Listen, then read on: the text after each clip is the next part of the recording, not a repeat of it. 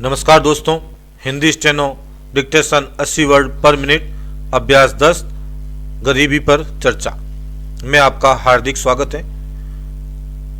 Dictation start करने से पहले कुछ महत्वपूर्ण बिंदु देख लेते हैं।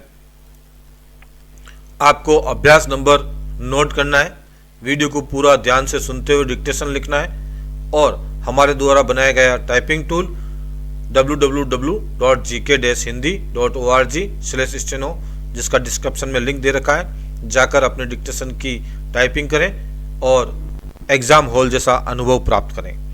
5 सेकंड में हमारा डिक्टेशन प्रारंभ हो जाएगा।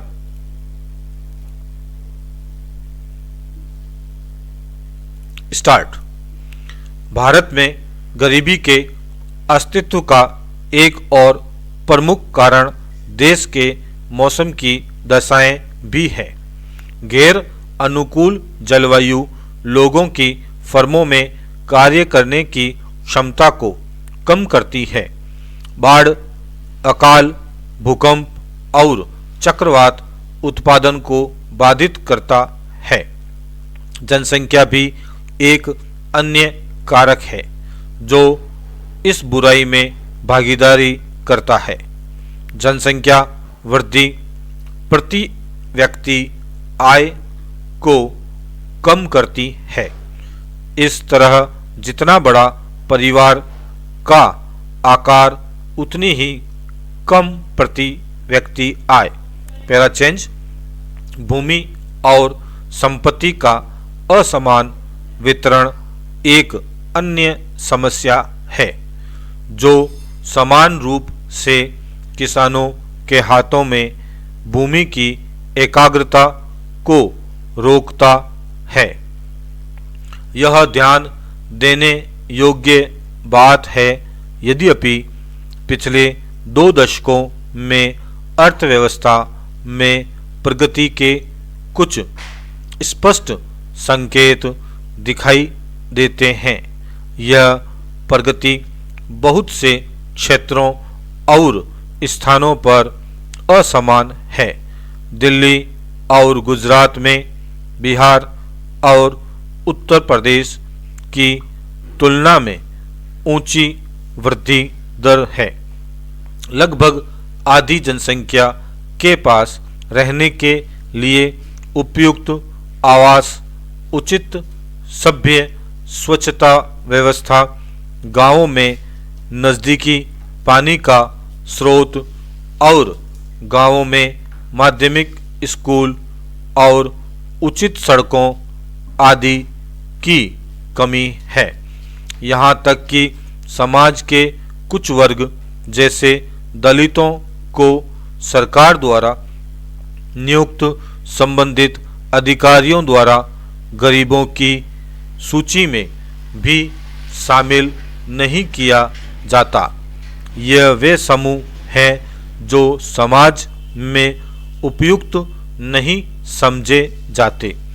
गरीबी पर चर्चा करते हुए भारत में गरीबी को कम करने के लिए सरकार के प्रयासों को अनदेखा नहीं किया जा सकता है। इसे सबसे पहले उल्लेखित करने की आवश्यकता है कि जो कुछ भी परिवर्तन गरीबी के अनुपात में सीमांत बूंदों के रूप में स्थान लेते हुए देखा गया है, वह सभी लोगों को गरीबी के स्तर से ऊपर उठाने के उद्देश्य से बनाई गई सरकारी पहलों के निर्माण के कारण हुआ है।